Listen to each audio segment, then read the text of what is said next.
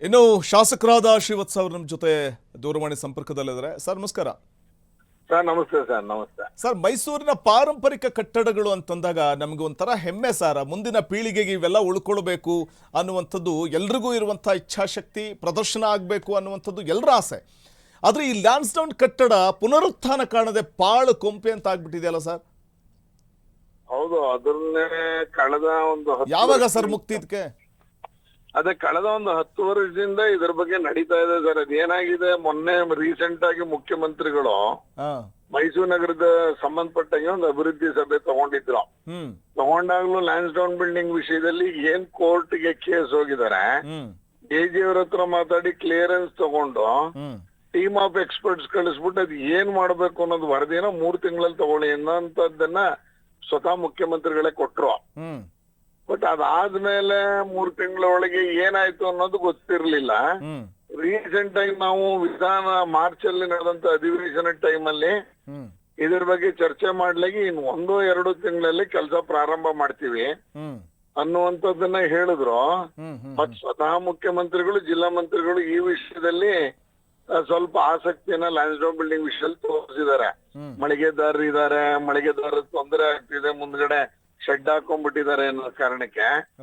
ಆದ್ರೆ ತಾವ್ ಹೇಳ್ದಂಗೆ ಹೆರಿಟೇಜ್ ಬಿಲ್ಡಿಂಗ್ ಅಂದಾಗ ಅದಕ್ಕೆ ಹೆಚ್ಚು ಏನು ಇದನ್ ಕೊಡ್ತಾ ಇದಾರೆ ಸರ್. ಏನು ಗಮನಿಸ್ಬೇಕು, ಮಾಮೂಲಿ ತರ ಮಾಡಕ್ಕಾಗಲ್ಲ ಅನ್ನೋ ಕಾರಣಕ್ಕೆ ತುಂಬಾ ಡಿಲೇ ಆಗೋಗಿದೆ. ಯಾವ್ದೇ ಗೌರ್ಮೆಂಟ್ ಇರ್ಲಿ ಇಷ್ಟೊಂದು ಡಿಲೇ ಆಗೋದು ಒಳ್ಳೇದಲ್ಲ. ಜೊತೆಗೆ ಕಟ್ಟಡವನ್ನ ಆಸ್ ಇಟ್ ಈಸ್ ಉಳಿಸ್ಕೊಂಡು, ಏನ್ ಬೆಂಗಳೂರು ಹೈಕೋರ್ಟ್ ಅನ್ನ ಕಟ್ಟಡವನ್ನ ಅದನ್ನ ತೆಗೆದು ಮತ್ತೆ ಕಬ್ಬಿಣದಲ್ಲಿ ಇದನ್ನ ಮೆಶ್ ಹಾಕಿ ಮಾಡಿದ್ರು, ಅದೇ ರೀತಿಯಲ್ಲಿ ಮಾಡಿದ್ರೆ ಇದಕ್ಕೂ ಒಂದು ಅಂದ ಚಂದ ಮತ್ತೆ ಹಳೆ ಸ್ಟ್ರಕ್ಚರ್ ಆಗಿ ಉಳ್ಕೊಳ್ಳುತ್ತೆ.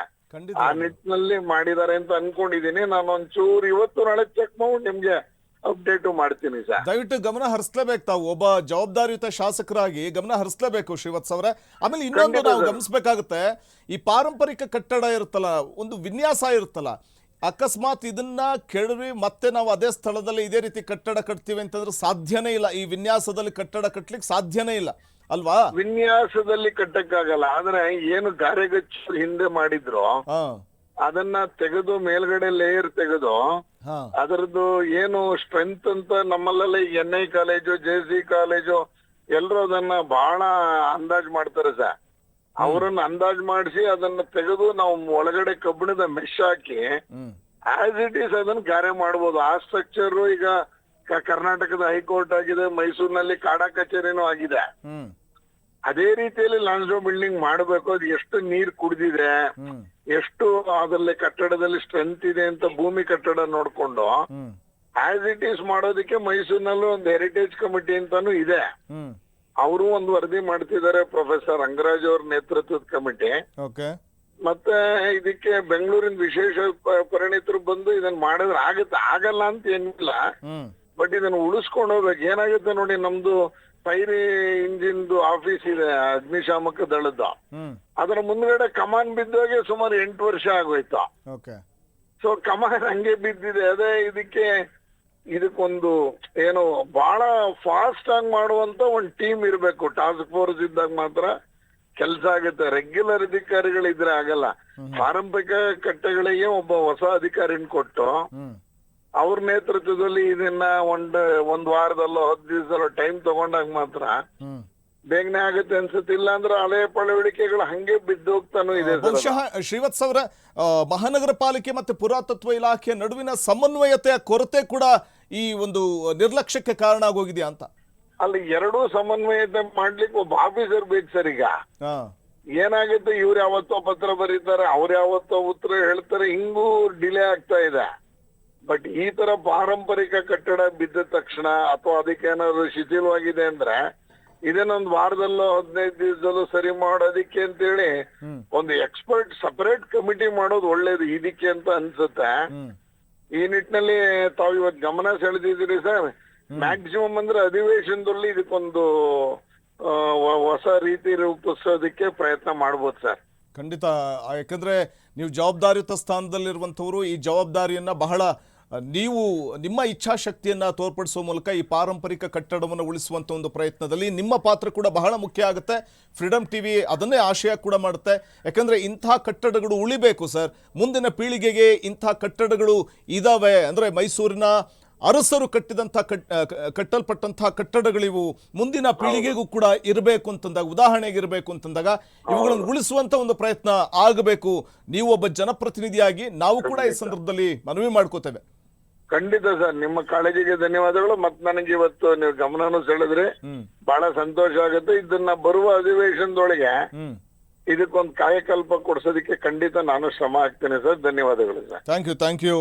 ಫ್ರೀಡಮ್ ಟಿವಿ ಜೊತೆ ಮಾತಾಡಿದ್ದಕ್ಕಾಗಿ. ಇದು KR ಕ್ಷೇತ್ರದ ಶಾಸಕರಾದ ಶ್ರೀವತ್ಸ ಅವರು ಮಾತಾಡುವಂಥ ಸಂದರ್ಭದಲ್ಲಿ ಇಷ್ಟು ದಿನಗಳ ಕಾಲ ನಿರ್ಲಕ್ಷ್ಯಕ್ಕೆ ಒಳಗಾಗಿದ್ದ ಅಥವಾ ಇದನ್ನು ಈ ಒಂದು ಹಳೆಯ ಕಟ್ಟಡವನ್ನು ಅಥವಾ ಪಾರಂಪರಿಕ ಕಟ್ಟಡವನ್ನು ಕೆಡುವಂಥದ್ದು ಅಥವಾ ಇದನ್ನು ಉಳಿಸ್ಕೊಂಡು ಹೋಗಬೇಕು ಅಂತಂದಾಗ ಇದನ್ನು ಹೇಗೆ ಉಳಿಸ್ಕೊಂಡು ಹೋಗಬೇಕು ಅನ್ನುವಂಥ ಒಂದು ವಿಚಾರದಲ್ಲಿ ರಾಜಕಾರಣಿಗಳು ಇಚ್ಛಾಶಕ್ತಿಯನ್ನು ತೋರ್ಪಡಿಸಬೇಕಾಗುತ್ತೆ. ಪ್ರಮುಖವಾಗಿ ಮಹಾನಗರ ಪಾಲಿಕೆ ಮತ್ತು ಪುರಾತತ್ವ ಇಲಾಖೆಯ ನಡುವೆ ಸಮನ್ವಯತೆಯ ಕೊರತೆ ಎದುರಾದಂಥ ಸಂದರ್ಭದಲ್ಲಿ ಮಾತ್ರ ಈ ರೀತಿಯಾಗಿ ಪಾರಂಪರಿಕ ಕಟ್ಟಡಗಳು ಹಾಳು ಕೊಂಪೆಯಾಗಲಿಕ್ಕೆ ಸಾಧ್ಯ ಆಗುತ್ತೆ. ಸೊ ಇಲ್ಲಿ ಸಮನ್ವಯತೆ ಇದ್ದಂಥ ಸಂದರ್ಭದಲ್ಲಿ ಖಂಡಿತವಾಗಲೂ ಕೂಡ ಈ ಪಾರಂಪರಿಕ ಕಟ್ಟಡಗಳನ್ನು ಉಳಿಸ್ಕೊಂಡು ಹೋಗುವಂಥ ಒಂದು ಪ್ರಕ್ರಿಯೆಗೂ ಕೂಡ ಚಾಲನೆ ಸಿಗಬೇಕು ಅಂತಂದಾಗ ಆ ಸಮನ್ವಯತೆ ಇರಲೇಬೇಕಾಗುತ್ತೆ. ಪಾರಂಪರಿಕ ಕಟ್ಟಡಗಳ ವಿಚಾರದಲ್ಲಿ ನಮ್ಮ ರಾಜಕಾರಣಿಗಳು ಹೇಳುವಂಥ ಹೇಳಿಕೆಗಳು ಬರೀ ಭಾಷಣಕ್ಕೆ ಸೀಮಿತ ಆಗಬಾರ್ದು. ಮೈಸೂರು ಪಾರಂಪರಿಕ ಮಹತ್ವ ಹೆಸರಿಗಷ್ಟೇ ಸೀಮಿತ ಆಗಬಾರ್ದು.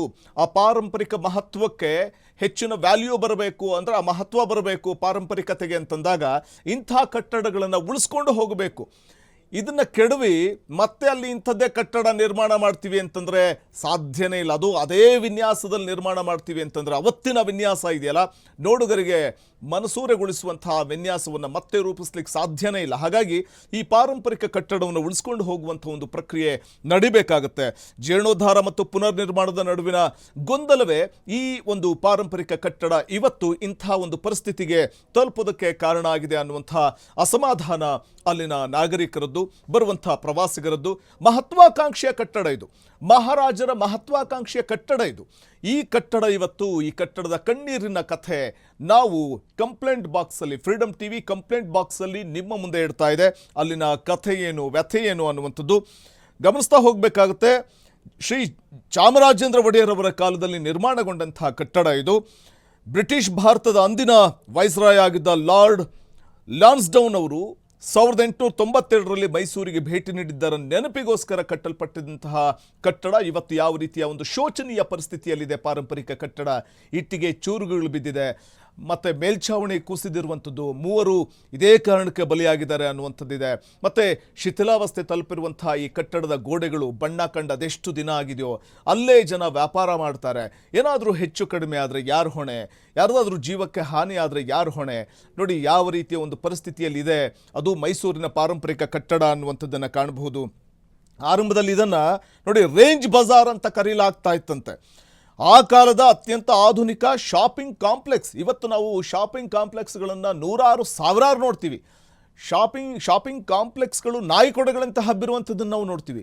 ಆದರೆ ಪಾರಂಪರಿಕವಾಗಿ ನಿರ್ಮಾಣಗೊಂಡಂಥ ಈ ಶಾಪಿಂಗ್ ಕಾಂಪ್ಲೆಕ್ಸ್, ಅವತ್ತಿನ ಕಾಲಕ್ಕೆ ಕರೆಯಲ್ಪಡ್ತಾ ಇದ್ದಂಥ ಈ ಒಂದು ಶಾಪಿಂಗ್ ಕಾಂಪ್ಲೆಕ್ಸ್ ಯಾವ ರೀತಿ ನಿರ್ಮಾಣಗೊಂಡಿತ್ತು, ಮೈಸೂರು ಅರಸರ ಕಾಲದಲ್ಲಿ ಅವರ ಕನಸಿನ ಕೂಸಾಗಿತ್ತು ಈ ಒಂದು ಕಟ್ಟಡ ಅನ್ನುವಂಥದ್ದನ್ನು ನಾವು ಕಾಣಬೇಕಾಗುತ್ತೆ.